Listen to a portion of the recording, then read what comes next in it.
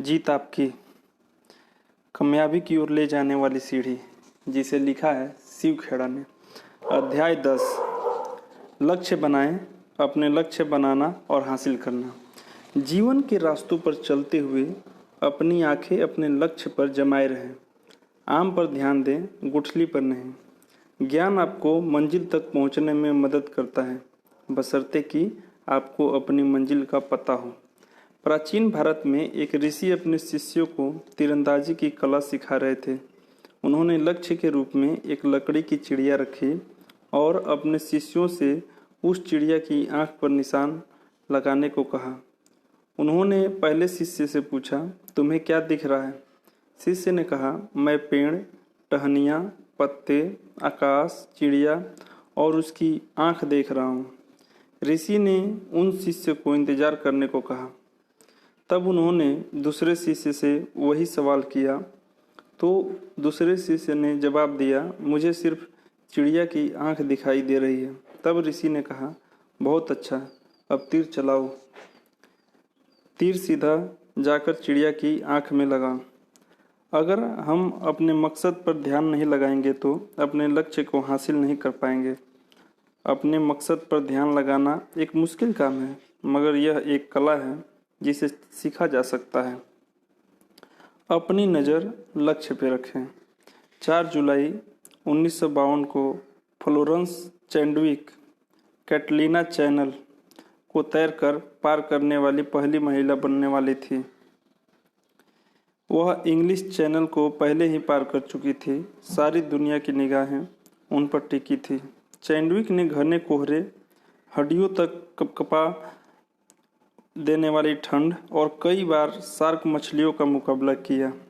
वह किनारे पर पहुंचने का प्रयास कर रही थी, लेकिन उसने अपने चश्मे से जब भी देखा उसे घना कोहरा ही दिखाई दिया। किनारा न दिखाई देने की वजह से उसने हार मान ली। चैडविक को सदमा तब लगा जब उसे पता चला कि वह किनारे से सिर्फ आधा मील दूर रह गई थी।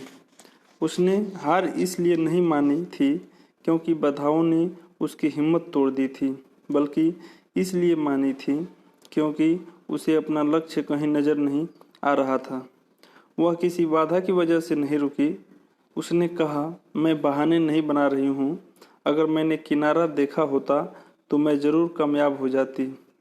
2 महीने बाद वह फिर वापस गई और उसने कैटलीना चैनल को पार कर लिया। इस बार खराब मौसम के बावजूद उसने लक्ष्य पर निगाह रखी और वह न केवल सफल रही बल्कि उसने पुरुषों के रिकॉर्ड को भी 2 घंटे के समय से तोड़ा। लक्ष्य क्यों जारी है? लक्ष्य क्यों जरूरी है? तेज धूप और शक्तिशाली मैग्नीफाइंग ग्लास के बावजूद कागज को आग तब तक नहीं पकड़ सकती जब तक आप गिलास को हिलाते रहेंगे।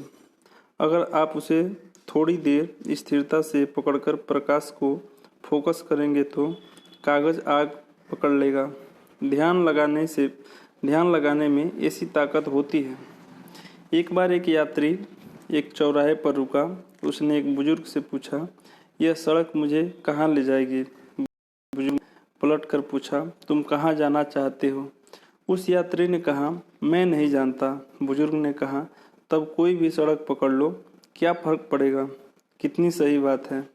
जैसा कि एलिस इन वंडरलैंड में चेशायर कैट एलिस से कहती हैं, जब तुम जानती ही नहीं कि तुम्हें कहाँ जाना है तो कोई भी सड़क तुम्हें वहाँ ले जाएगी।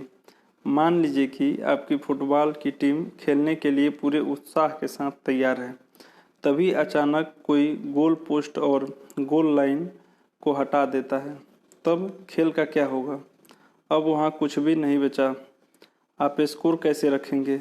आप कैसे जानेंगे कि आप लक्ष्य तक पहुँच गए हैं? बिना दिशा के उत्साह उस जंगली आग की तरह है जिससे मायूसी ही मिलती है। लक्ष्य दिशा का एहसास कराते हैं। क्या आप किसी ऐसी ट्रेन या बस में बैठेंगे जिसके बारे में यह न जानते हो कि वह कहाँ जा रही है? हरगिज नहीं। लोग एसी बस या ट्रेन में तो नहीं बैठेंगे, फिर वे जिंदगी के सफ़र में बिना लक्ष्य के चलने को क्यों तैयार हो जाते हैं। सपने। वाशिंगटन इरविंग ने कहा है कि महान मस्तिष्क उद्देश्य से भरे होते हैं और अन्य लोगों के पास केवल इच्छाएं होती हैं। लोग अक्सर इच्छा या सपने को लक्ष्य समझने की भूल करते हैं। सपने और इच्छाएं सिर्फ चाहत है। चाहतें कमज़ोर होती हैं।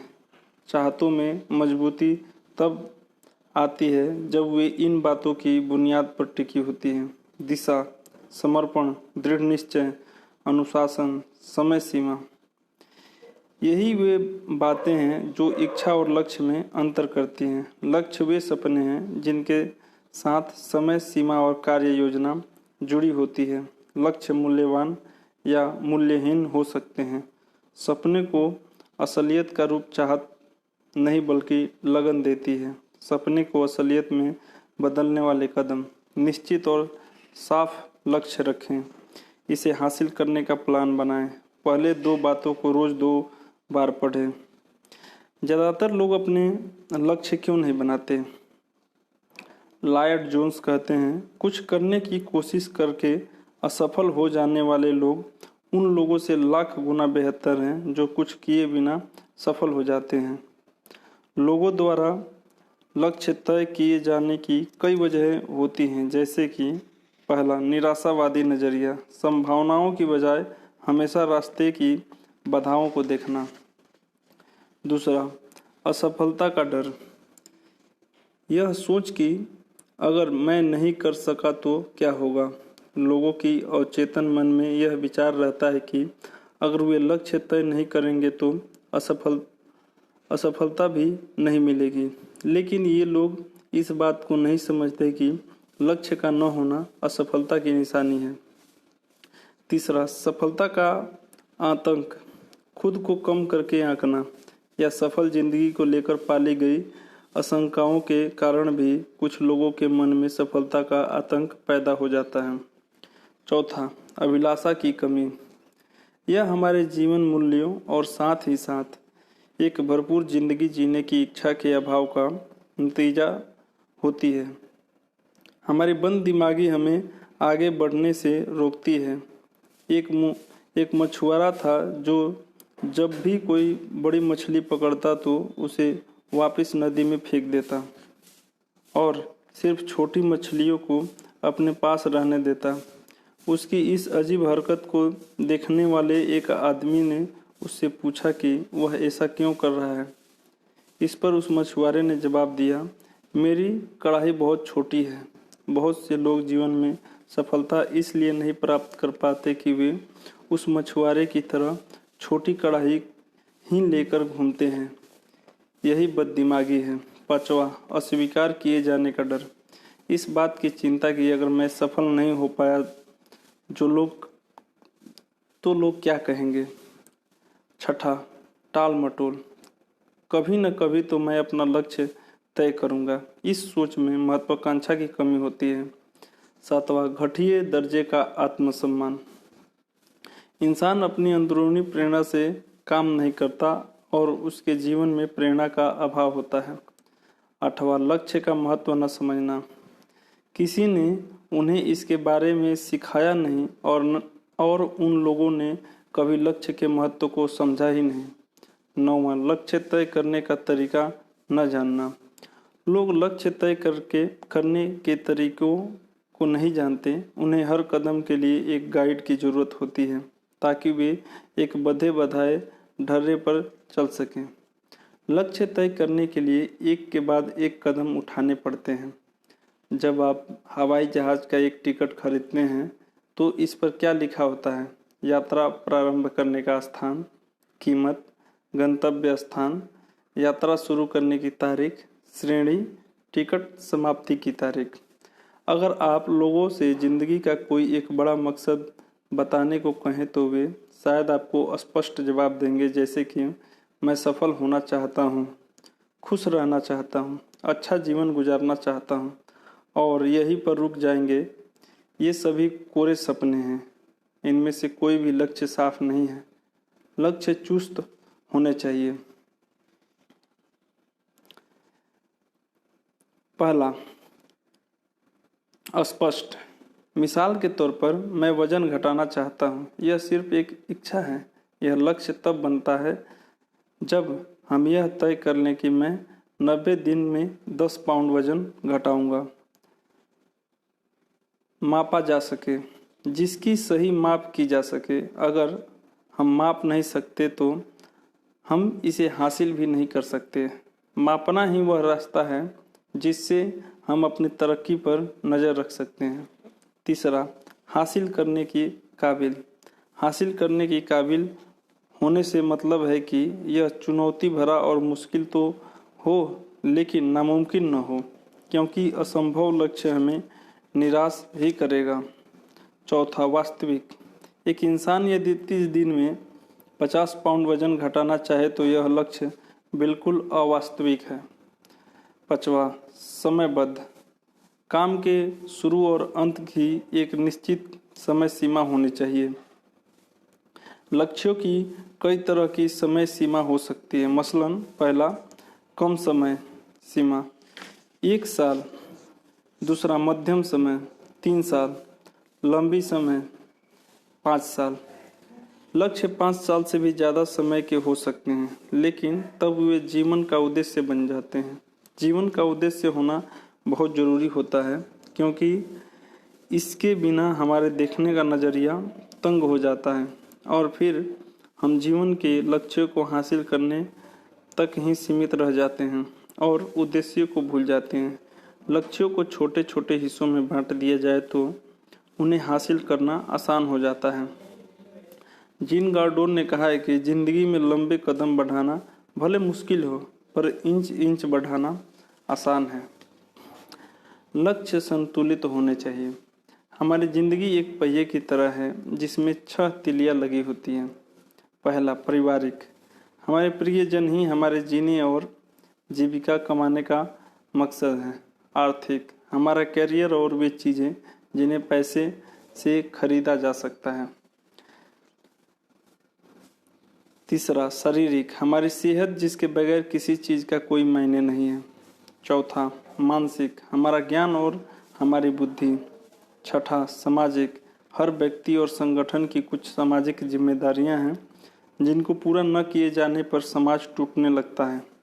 छठा, आध्यात्मिक, हमारे जीवन मूल्य, नैतिकता और चरित्र को दर्शाते हैं। इनमें से कोई भी तीली अपनी जगह से खिसक जाए तो हमारे जीवन का संतुलन डगमगा जाता है। थोड़ा समय निकालकर सोचिए, अगर इन 6 में से कोई एक तीली न रहे तो जीवन कैसा होगा। संतुलन। सन 1923 में दुनिया के सबसे अमीर व्यक्तियों में से 8 लोग मिले।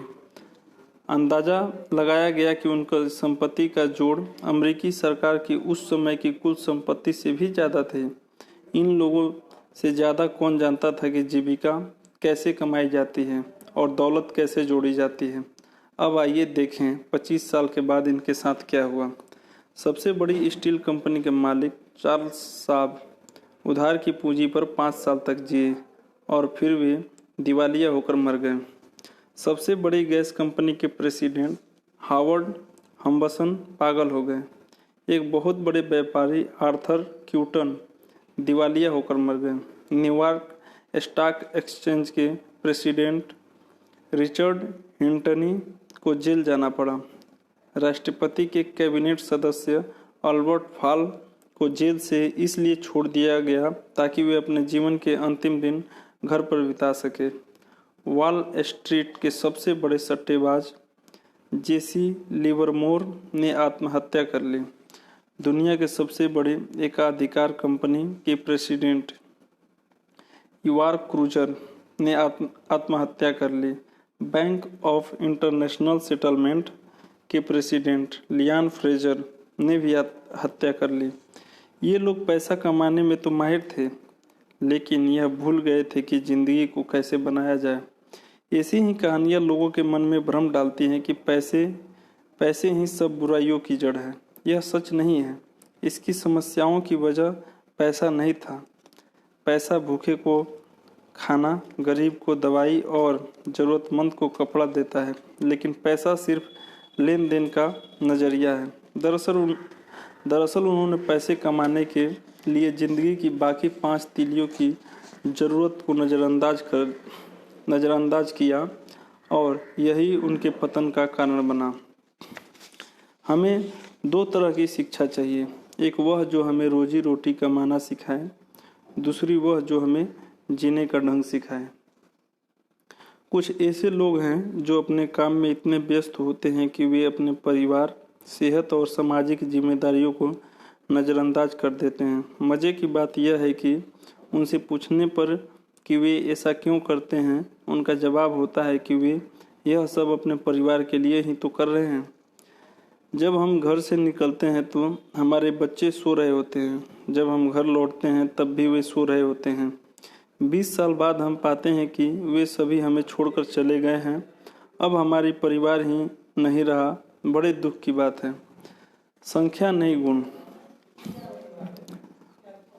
आमतौर पर सुना जाता है कि परिवार के साथ संख्या का नहीं बल्कि गुण का समय बिताना चाहिए, यानी अधिक समय नहीं बल्कि बेहतर समय बिताना चाहिए। ज़रा इसके बारे में सोचकर देखिए, क्या यह वास्तविक में सही है? मान लीजिए कि आप शहर के एक रेस्टोरेंट में गए, जहां हाथ में सफ़ेद दस्ताने पहने बैरे इंग्लैंड के बने कांटे चम्मच, फ्रांस की क्राकरी, स्विट्ज़रलैंड की चॉकलेट और ऐसी बहुत सारी चीज़ें हैं। आप सुनहरी फ्रेम वाली मेनू उठाकर सीख पर भुने हुए चिकन का ऑर्डर देते हैं। कुछ ही देर में बैरा बेहद लजीज चिकन का छोटा सा टुकड़ा लाकर आपको देता है। आप उसे खाते हैं और पूछते हैं, क्या इतना ही मिलेगा? बैरा जवाब देता है, संख्या से ज़्यादा महत्वपूर्ण गुण का होता है। मुझे उम्मीद है कि आपको बात समझ में आ गई होगी। हमारे परिवार को संख्या और गुण दोनों की ज़रूरत होती है। आप क्वालिटी टाइम पर अपना अधिकार नहीं दिखा सकते। आप ये नहीं कह सकते कि अब हम एक दूसरे के साथ क्वालिटी टाइम बिताएंगे। वास्तविकता यह है कि ज़िंदगी के बेहतर पल ढेर सारे तजर्बे के बीच ही जन्म लेते हैं। बड़े लोगों से जब उनके बचपन की सबसे बेहतर यादों के बारे में पूछा जाता है तो वे उन लम्हों को याद करते हैं जब उनकी माँ उन्हें कोल्ड ड्रिंक लाकर दिया था या उनके बीमार होने पर कोई कहानी पढ़कर सुनाई थी। दोस्तों और परिवार के लोगों के साथ बिताई गई दुनियादारी की ज़िंदगी के बीच ही वे कीमती पल भी आते हैं जब आपने आपस में हंसी मजाक किया होता है, एक दूसरे के एहसासों में भागीदारी की होती है। किसी ने मुस्कुराना ठीक उस वक्त आपका उत्साह बढ़ाया होता है जब आपको उसकी बेहद ज़रूरत होती है। यह किसी दोस्त ने आड़े वक्त में मदद की होती है। सेहत। पैसा कमाने के चक्कर में हम अपनी सेहत खो बैठते हैं और खोई हुई सेहत को पाने के चक्कर में अपना पैसा। इस तरह पैसे भी चला जाता है और सेहत भी। सामाजिक दायित्व। पैसा कमाने के चक्कर में हम अपने सामाजिक दायित्वों को नज़रअंदाज करते हैं और समाज में गिरावट आने देते हैं। हम यह नहीं सोचते कि किसी दिन खुद भी इस हालत के शिकार बन जाएंगे। अपने लक्ष्यों को जांचें और परखें। जो इंसान किसी चीज़ पर निशाना नहीं लगाता वह चूकेगा क्या? छोटे लक्ष्य बनाना ही सबसे बड़ी गलती है। जीतने वाले लक्ष्य को देखते हैं और हारने वाले रुकावटों को। हमारे लक्ष्य इतने बड़े होने चाहिए कि हमें प्रेरणा दे सके, मगर असलियत से इतनी दूर भी न हो कि हम निराश हो जाएं। जो कुछ भी करते हैं या तो वह हमें लक्ष्य के करीब ले जाता है या उससे दूर। लक्ष्य इन पैमानों पर तौला जाना चाहिए। रोटरी क्लब के 4 सूत्रीय टेस्ट की तरह। पहला, क्या यह सच है? क्या यह सभी संबंधित लोगों के लिए निष्पक्ष है? क्या इसमें मुझे ख्याति मिलेगी? क्या यह मुझे सेहत, धन और मन की शांति देगा? क्या यह मेरे दूसरे लक्ष्यों के अनुकूल है? क्या मैं अपने आप को इसके लिए वचनबद्ध कर सकता हूँ?